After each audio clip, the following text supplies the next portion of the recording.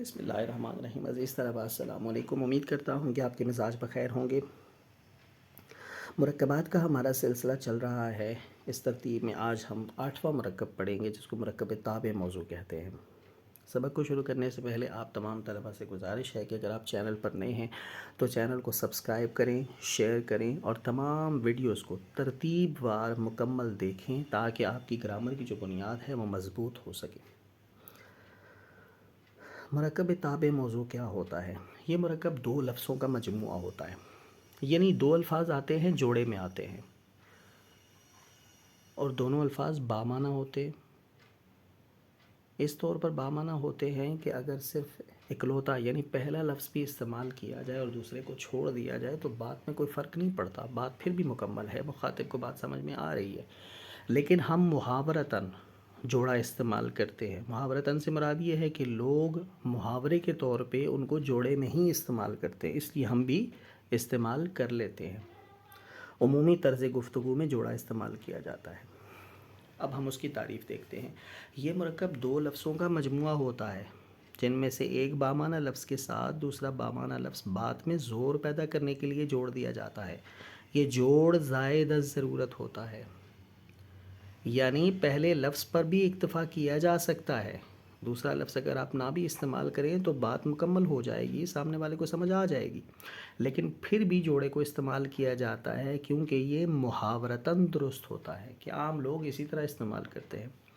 اچھا، یہ بات ذہن میں رکھیں کہ یہ جو دو الفاظ ہیں دراصل دو مرکب کے اجزاء ہیں، ان کے الگ الگ نام ہیں۔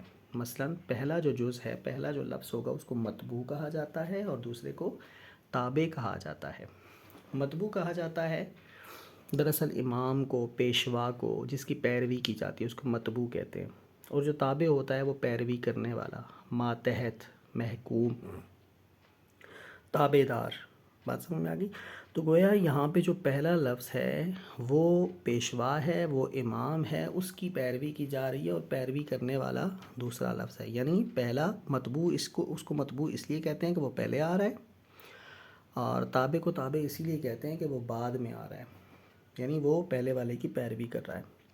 تو بہرحال مثالیں دیکھیں، جیسے چال، ڈھال، یہ دونوں بامعنی الفاظ ہیں اور دونوں الگ الگ اردو میں استعمال ہوتے ہیں، لیکن جوڑے میں ہم ان کو استعمال کر لیتے ہیں۔ چال پہ بھی بات ٹھیک ہے، آپ کسی کے بارے میں کہہ رہے ہیں اس کی چال درست نہیں ہے، یہ بھی درست ہے۔ آپ کہیں یہ چال ڈھال ٹھیک نہیں ہے، یہ بھی اپنی جگہ درست ہے۔ تو صرف چال پہ بھی بات مکمل ہو سکتی تھی، لیکن ڈھال کا لفظ زائد از ضرورت تھا، لیکن محاورتاً ڈھال بھی ساتھ استعمال ہوتا ہے۔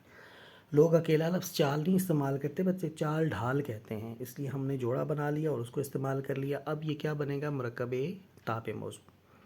اسی طرح لوٹ مار، اگر آپ کسی کو یہ کہیں کیا لوٹ مچائی ہوئی ہے تو یہ بھی درست ہے، لیکن لوٹ مار کا لفظ استعمال ہوتا ہے، مار کو بھی ساتھ استعمال کر لیا جاتا ہے۔ بات سمجھ میں آ گئی؟ تو اب یہ کیا بنے گا؟ مرکب تابع موضوع۔ اسی طرح دانا پانی، روکھی سوکھی وغیرہ، دیگر اور بہت ساری مثالیں ہیں اردو میں۔ اچھا، ایک اور اہم بات سمجھیں کہ اردو زبان و ادب کے اندر یہ جو مرکب تابع موضوع ہے، اس کو تابع موضوع کیوں کہا جاتا ہے؟ اس لیے کہ اس میں جو تابع والا حصہ ہے، یعنی جوڑے میں مرکب میں جو دوسرا حصہ ہے جس کو ہم نے تابع کہا، وہ موضوع لفظ ہے۔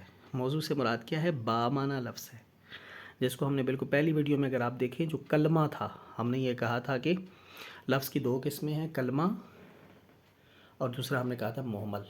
یہ وہ والا موضوع ہے کہ کلمہ کو موضوع بھی کہتے ہیں، یعنی ایسا لفظ جو بامعنی ہے اور زبان میں استعمال کیا جا رہا ہے۔ تو پتہ کیا چلا کہ مرکب تابع موضوع کے اندر جو تابع والا حصہ ہے وہ بامعنی آئے تو تابع موضوع ہے، اور اگر بے معنی دوسرا حصہ آئے تو وہ اگلا مرکب ہے جس کو تابع محمل کہتے ہیں۔ وہ انشاءاللہ تعالیٰ اگلی ویڈیو میں ہم آپ کے ساتھ اس کو شیئر کریں گے اور آپ کو سمجھائیں گے کہ وہ تابع محمل کیسے ہے۔ تو بہرحال نیچے ہم نے اس کی وضاحت کر دی ہے کہ مذکورہ بالا مثالوں میں چال، لوٹ، دانا اور روکھی مطبوع، جبکہ ڈھال، مار، پانی اور سوکھی تابع ہے۔ اچھا، نکتے کی بات کیا ہے؟ جو ابھی آپ کو سمجھائی ہے وہ یہاں پہ میں نے لکھ دیا ہے کہ اس مرکب میں تابع یعنی دوسرا لفظ بامعنی اور موضوع ہوتا ہے، اسی لیے اسے تابع موضوع کہا جاتا ہے۔ اگر تابع لفظ موضوع نہ ہو، یعنی جو دوسرا لفظ ہے، جیسے یہاں پہ مار، ڈھال، پانی، سوکھی، وہ موضوع نہ ہو تو دوسرا مرکب بنے گا، اسے ہم کل پڑھیں گے، یعنی اگلی ویڈیو میں اس کے اوپر ہم بات کریں گے، اس کو پھر تابع محمل کہتے ہیں۔ امید ہے کہ آج کی باتیں آپ کو سمجھ میں آئی ہوں گی۔ لائک کیجئے، شیئر کیجئے اور بھرپور استفادہ کیجئے۔ دعاؤں میں یاد رکھیے گا۔ اللہ حافظ۔